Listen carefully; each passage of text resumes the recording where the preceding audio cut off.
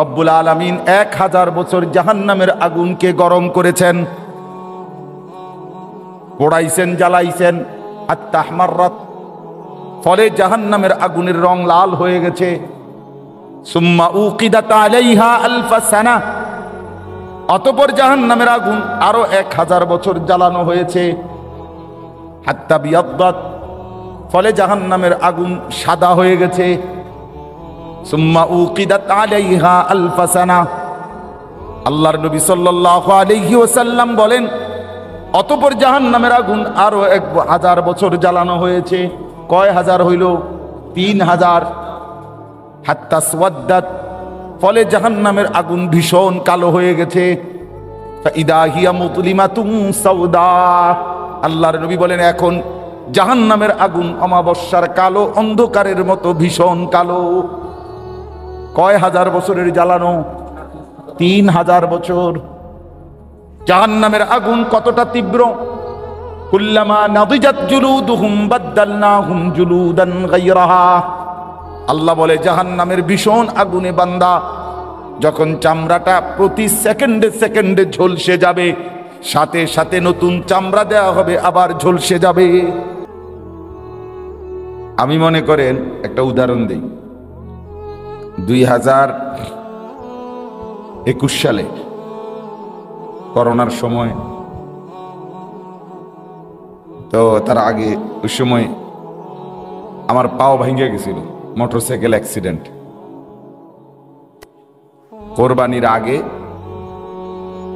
জিলহজ মাসের রোজা রাখতেছিলাম, এই সময় 6 জিলহজ আসরের পরে। তখন আমি যে ডাক্তারের ঔষধ চিকিৎসা ব্যবহার করতাম,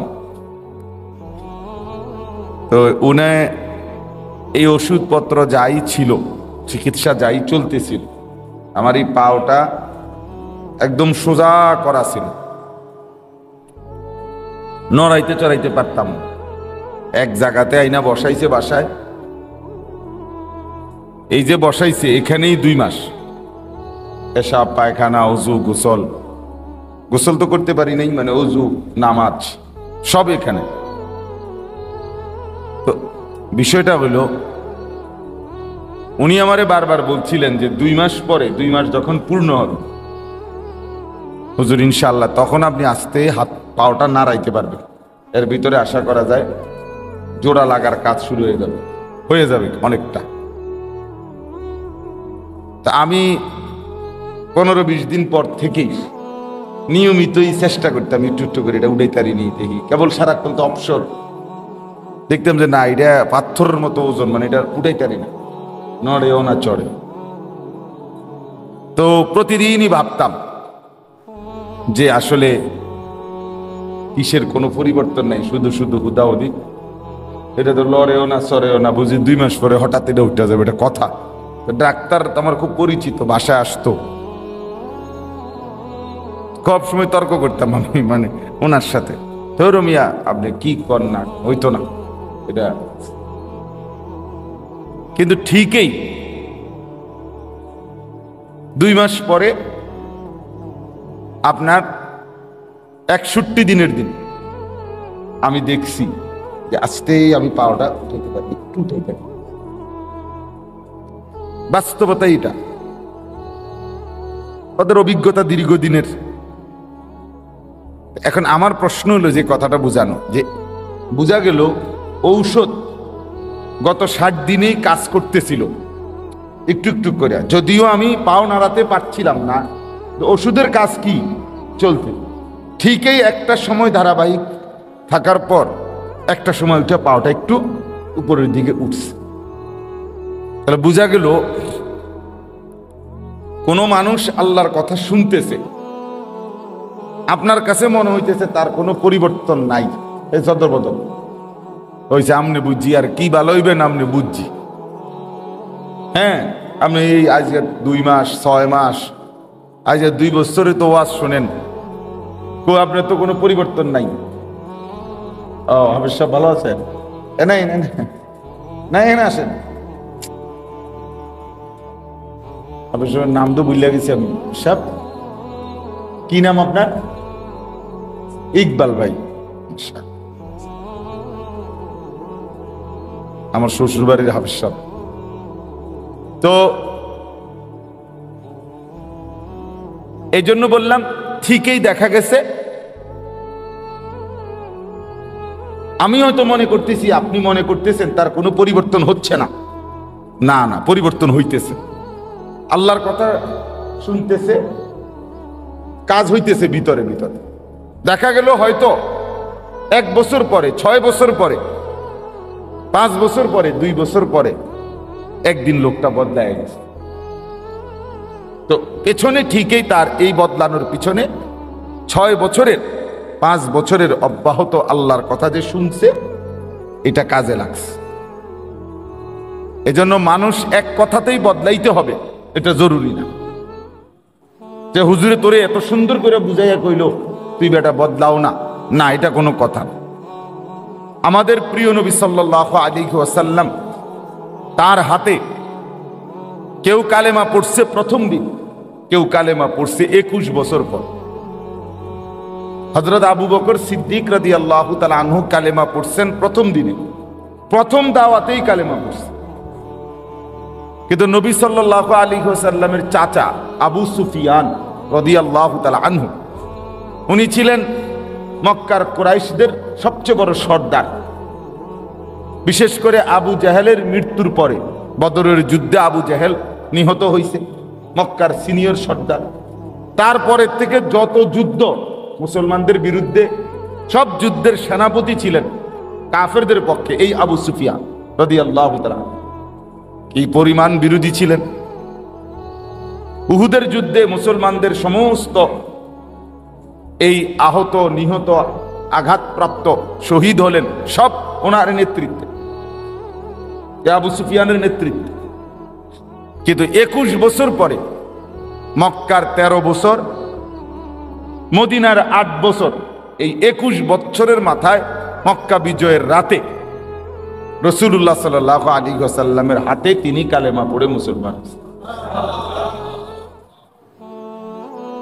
নবী সাল্লাল্লাহু আলাইহি ওয়াসাল্লামের চাচা আরেকজন আব্বাস, আপন চাচা, উনিই ওনারে ধরে আনছিলেন মক্কা বিজয়ের রাত্রে। তখনও তিনি কাফের কুরাইশ নেতা।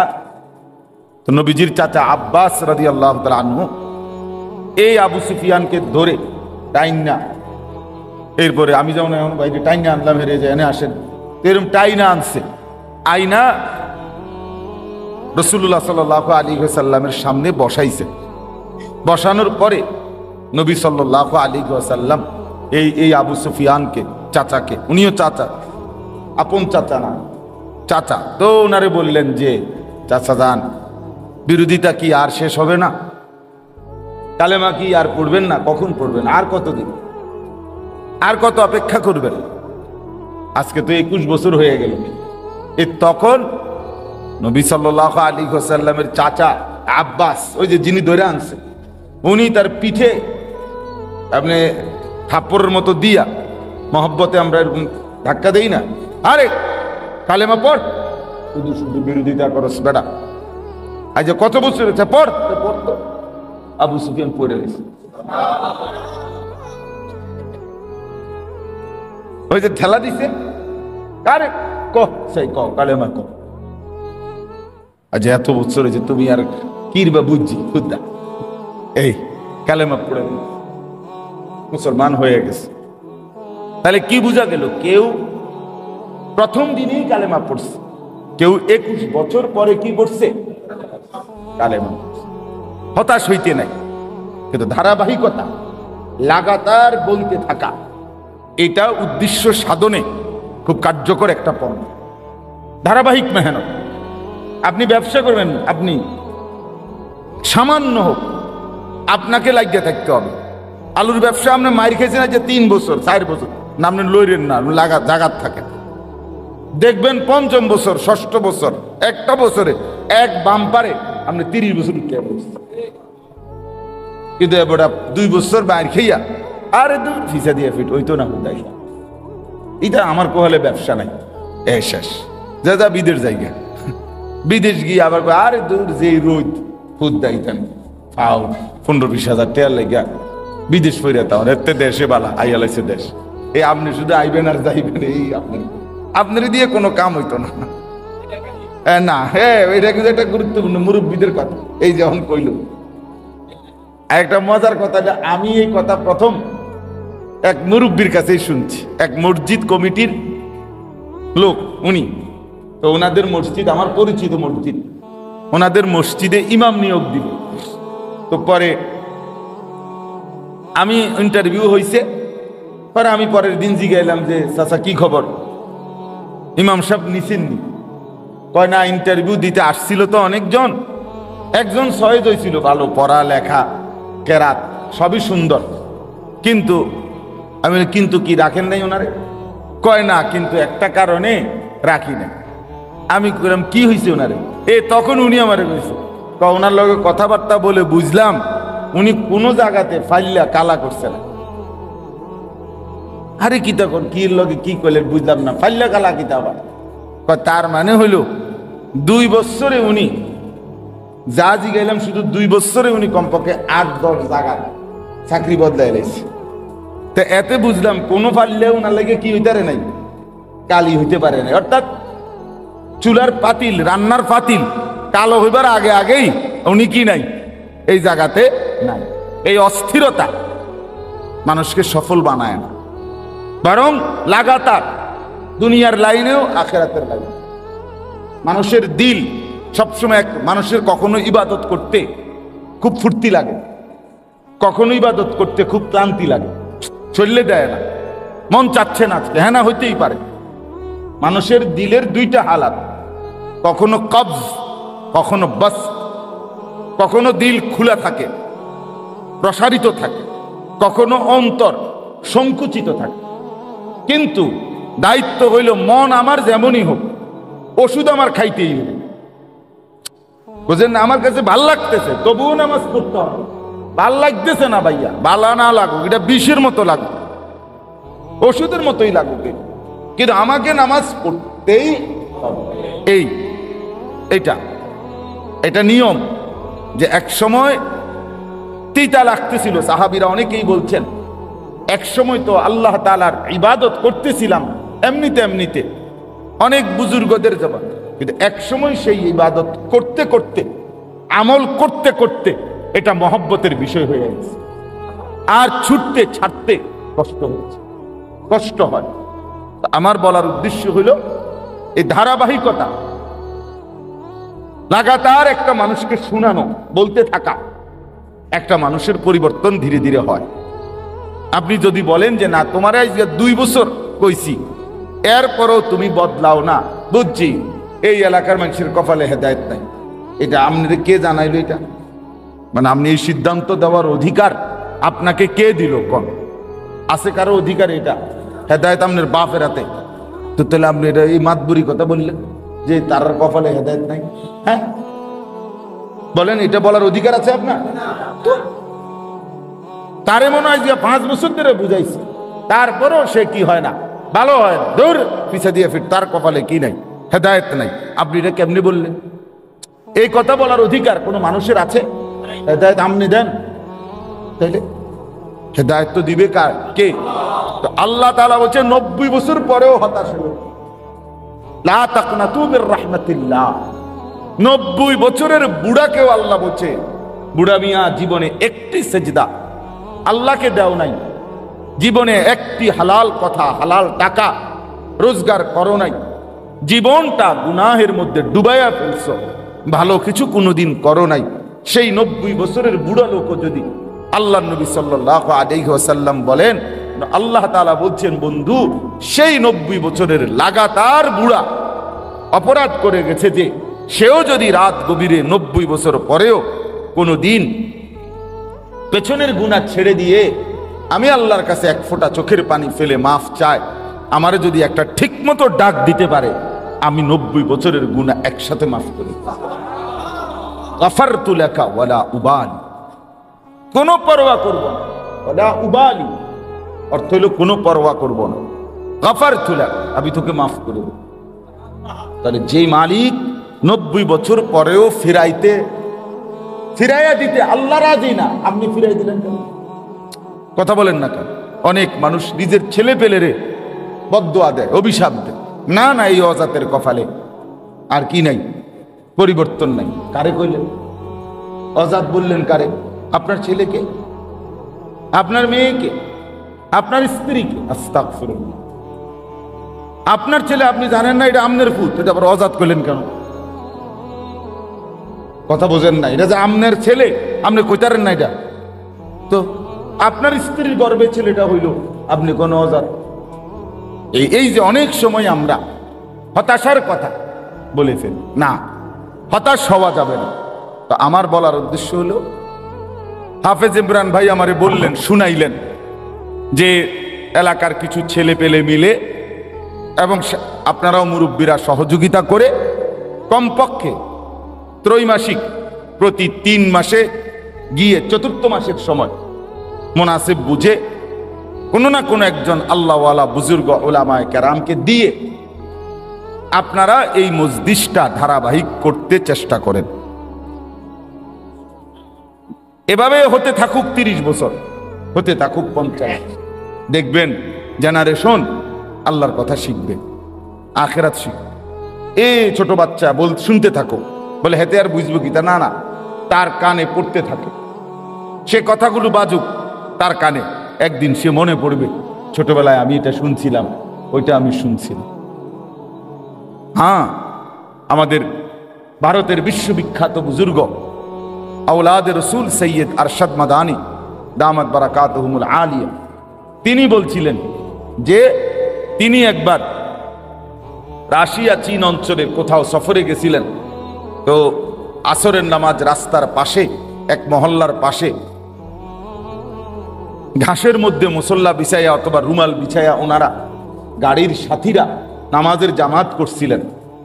তো 80-90 বছরের এক বুড়া মহিলা সেই মহল্লার ঘর থেকে বের হয়ে লাঠি ভর দিয়ে সে ওনাদের কাছে আসছিলেন। এসে বলছিলেন যে তোমরা এটা কি করলে এতক্ষণ, এরকম যে কি করলে এগুলো। তখন ওই দোভাষী মহিলাকে বুঝায় বলছে, যিনি ওই ভাষা বোঝে, সে বলছে এটা আমাদের মুসলমানদের প্রেয়ার, প্রার্থনা, আমরা আমাদের আল্লাহর কি করি, প্রার্থনা করি, এটা এইভাবে আমাদের এইভাবে বলছে। তখন ওই নারী, ওই মহিলা, বুড়ো মহিলা চোখের পানি ফেলে বলছে, হায়, তোমাদের এই দৃশ্য দেখে আমার স্পষ্ট মনে পড়ছে ছোটবেলায় আমি যখন ছোট ছিলাম আমার নানি দাদিরে এমনটা আমি করতে দেখছি, এমনটা আমি আমার নানি দাদিরে কি করতে দেখছি। আজ মনে পড়লো এটা দেখে, তোমরা কেন এতদিন আসলা না? কেন তোমরা আমাদেরকে কালেমার দাওয়াত, ইমানের দাওয়াত দিলা না? আল্লাহর কথা কেন শুনাইলাম? হ্যাঁ, আমি যে বছর প্রথম এই যে বেদে পল্লী ওনাদের এখানের কাছে এদিক দিয়া এইখানে এই প্রথম যে বছর আমি ওনাদের মাহফিলে গেছিলাম, ওনারা মাহফিল করাইছিল, আমি এই দিনকেও খবর নিছিলাম। ওই যে জাফরি ভাই গেলাম ওই মসজিদে, তাকওয়া মসজিদে, ওনাদের অনেক সাথী দেখছিলাম। তো প্রথম বছর আমি এটা বলছিলাম যে আপনারা জানেন না, আপনারা বেদে, আপনারা মনে করেন সাপুড়ে, আপনারা সমাজের পিছিয়ে পড়া মানুষ, আপনারা সাধারণ মানুষ না, আপনারা আপনাদের পূর্বপুরুষ তারা যারা হযরত মুসা আলাইহিস সালামের জামানায় ফেরাউনের বিশাল জাদুকর বাহিনী, যেই বাহিনী ফেরাউনের পক্ষেই ছিল মূলত, কিন্তু মুসা আলাইহিস সালামের লাঠির মুজিজা দেখে ওই জাদুকররা, ওই সাপুড়েরা, তারা প্রথম সাপের যেই খেলা দেখাইছিল, মুসা আলাইহিস সালামের হাতের লাঠির সাপ সেটা গিলে ফেলছে। তখন কিন্তু কোরআনের স্পষ্ট কোরআনের আয়াত, সমস্ত এই সাপুড়েরা, যারা সাপুড়ে, এখানে যদিও ফেরাউনের বিশাল বাহিনী চারপাশে ছিল এবং দেশবাসী ছিল, কিন্তু ওই সাপুড়েরা তাৎক্ষণিক 70,000 সাপুড়ে সব কালেমা পড়ে মুসলমান হয়েছে। মুসা নবীরা সব সেজদা দিছে জায়গা। এবং ফেরাউন সবচেয়ে ভয়ানক শাস্তি খেজুর গাছের মধ্যে টাঙ্গাইয়া তাদের হাত পাও কাইটা তাদেরকে হত্যা করছে, শহীদ করছে। কিন্তু তবুও তারা কালেমা ছাড়ে নাই। কোরআনের আছে। তো আমি বললাম যে আপনারা তাদের বংশধর, আপনারা পাক্কা ইমানদারের বংশধর, আপনারা ভুলে গেছেন, আর আপনাদের মনে নাই আর কি, আপনারা ভুলে গেছেন আপনাদের পূর্বপুরুষ। আপনারা মনে করছেন আমাদের কোনো ধর্ম নাই, আমাদের কোনো আলাদা স্বাতন্ত্রতা নাই, আমাদের কোনো আখেরাত নাই, আমরা হুদা কেবল এই টুকটাক কামাই করবো, মানুষের বাড়ি ঝাড়ফুঁক করবো, এতেই আমাদের জিন্দিগি। না না, এটা কোনো কথা হইতে পারে, এটা কথা হইতে পারে না, কোনোভাবেই হইতে পারে না। এরা পিছিয়ে পড়া কোনো মানুষ না, এরা এই সমাজের মানুষ। এই জন্য বললাম আমরা প্রত্যেকে এই ধারাবাহিকভাবে, আপনি খবর নেন, আমি এবারও ওনাদেরকে বলছি, জাফরি ভাইরও বলছি, আপনারও বললাম, ওদের ওইখানের কি হালাত খবর নেন, তাদের ইমান আমলের হালাত কি, ওদের জন্য মসজিদ চালু করা যায় কিনা। আমি যাবো ইনশাআল্লাহ, ওখানে বলেন ওদেরকে। হ্যাঁ মাশাআল্লাহ, আমি দিছি একবার 3 জন ছেলেকে পাগড়ি দিছি ওনাদের ওই শানানগর মাদ্রাসার ওইখানে মাহফিলে। মাশাআল্লাহ মাশাআল্লাহ, আল্লাহ কবুল করেন। তো এই জন্য বললাম আপনাদের কাছে অনুরোধ, আপনাদের এই জায়গাটা অনেক বড় সড়ো জায়গা, যেভাবে হোক আল্লাহর বান্দাদের এই জায়গাটা আপনার এত সুন্দর পড়ে আছে, এখানে একটা সুন্দর ঘর, আরো বড় ভবন, আরো ব্যাপক ছাত্র এবং আরো অনেক ব্যবস্থাপনা এখানে সম্ভব। সম্ভব কিনা বলেন না?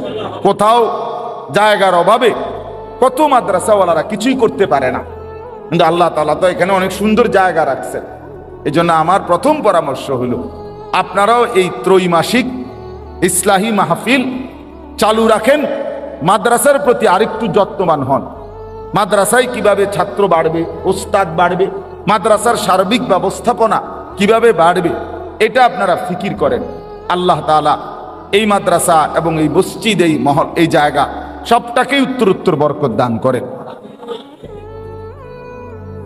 আর এটার সাথে এটা সবসময় মনে রাখবেন, আপনাদের সবার জন্য কথা, যে আমার জন্য আপনাদের জন্য ধারাবাহিকভাবে আল্লাহর কথা শুনতে থাকবেন। ঠিক আছে না হিসেবে? আমার তো কোনো পরিবর্তন হয় না, না হবে, আপনি শুনতে থাকেন, আর অন্যকেও বলতে থাকেন। আপনার সামর্থ্যটুকু দিয়ে আপনার ছেলেটাকে আপনি বলতে থাকেন, মেয়েটাকে বলতে থাকেন, স্ত্রীকে বলতে থাকেন। আল্লাহর কথা বলা বন্ধ করবেন না, যে না আজকে 30 বছর বলছি বিবি বেটি আর পর্দা করে না, করবে না, না করবে না, এই কথা আপনি বলবেন। আগামীর সময়টা আপনি জানেন না, কথা বলেন না কেন? আগামীর মুহূর্তে কি হবে আপনি জানেন, তাহলে আপনি ফয়সালা দিবেন কেন? আপনি সিদ্ধান্ত দিবেন কেন? ওমা তাদরি নাফসুম মাযা তাকসিবু গাদান, আল্লাহ বলেন কেউ জানে না আগামী মুহূর্তে সে কি উপার্জন করবে, সে কি বেঁচে থাকবে না মরে যাবে, সে সুস্থ থাকবে না অসুস্থ হবে, সে কি স্বাভাবিক থাকবে না অ্যাক্সিডেন্ট করবে, আগামীর বেলা খানা পাবে না পাবে না, এটা সে বলতে পারে না। আমার সব আছে, ব্যাংক আছে, ব্যালেন্স আছে, টাকা আছে, ক্যাশ আছে, না না, সব থাকার পরেও রাত্রি গভীর বেলা তুরস্কের ওই মানুষগুলো রাত তো সব ঠিকঠাক করে ঘুমাইছিল, ফজর আগে আগেই ভূমিকম্পে তাদের সব সমান করে ফেলছিল গত কয়েক বছর আগে, মনে নাই?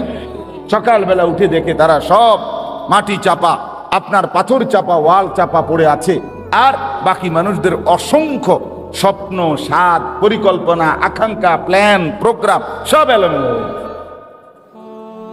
সব।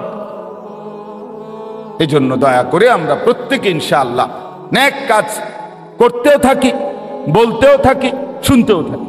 ঠিক আছে ইনশাআল্লাহ? আল্লাহ তৌফিক দান করেন। চলেন দ্বিতীয় কথা হইল, এই মুহূর্তে প্রচন্ড গরম। আজকে আমি মসজিদে জুম্মার বয়ানে এটা নিয়ে বিস্তারিত আলোচনা করছি। আপনাদেরকেও সংক্ষেপে শুধু মৌলিক এই কথাটা বলতে চাই যে প্রচন্ড গরমের কারণে ইবাদত আমল, যে কোনো নেক আমল প্রচন্ড গরমের দোহাই দিয়ে ছেড়ে দেওয়া, বাদ দেওয়া, যে এই গরমে সম্ভব না, এই কথা বলা বা এরকম করা, এটা সরাসরি মুনাফিকের চিহ্ন। কিসের চিহ্ন? মুনাফিক, সরাসরি মুনাফিকের চিহ্ন। নবী সাল্লাল্লাহু আলাইহি ওয়াসাল্লামের জমানায় নবীজি সাল্লাল্লাহু আলাইহি ওয়াসাল্লাম মদিনায় হিজরত করে যাওয়ার পরে ইন্তেকালের পূর্ব পর্যন্ত মোট 57টি যুদ্ধ নবীজি পরিচালনা করছেন। তন্মধ্যে 27টি যুদ্ধে তিনি নিজে সরাসরি উপস্থিত ছিলেন, আর 30টি যুদ্ধে সাহাবায়ে কেরামকে দিয়ে তিনি সৈন্য প্রেরণ করছেন। তো এই নবীজির জীবনের নিজে সরাসরি অংশগ্রহণকৃত জিহাদ, আল্লাহর রাস্তায় যুদ্ধ, এর শেষ যুদ্ধের নাম ছিল তাবুকের যুদ্ধ। 9ম হিজরিতে নবীজির ইন্তেকালের 2 বছর পূর্বে 11তম হিজরিতে আল্লাহর নবী সাল্লাল্লাহু আলাইহি ওয়াসাল্লাম ইন্তেকাল করছেন, আর এই যুদ্ধটা হয়েছে 9ম হিজরিতে।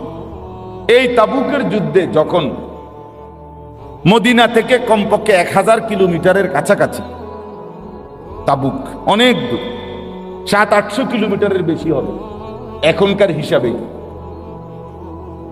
হিসাবে। এখনো সৌদি আরবের তাবুক ওই জায়গাটা এই নামেই আছে, তাবুক। তো ওইখানে নবী সাল্লাল্লাহু আলাইহি ওয়াসাল্লাম সাহাবীদেরকে ঘোষণা দিয়েছেন রোমের খ্রিস্টান বাহিনীর বিরুদ্ধে যুদ্ধ করার জন্য রেডি হইতে, ওখানে যাবে ওই তাবুক। মদিনা থেকে রাসূলুল্লাহ সাল্লাল্লাহু আলাইহি ওয়াসাল্লাম সাহাবাইদের এই যাইতে আসতে ওই সময় 1450 বছর আগে প্রায় 15 থেকে 17 দিন সময় লাগছে। এত লম্বা পথ, এত দূরত্বের। এখনকার আর বিমান, ফ্লাইট আর সম্পূর্ণ এয়ার কন্ডিশনওয়ালা গাড়ি এগুলো ছিল ওই সময়? এখনকার এই সুন্দর রাস্তা ছিল ওই সময়? না।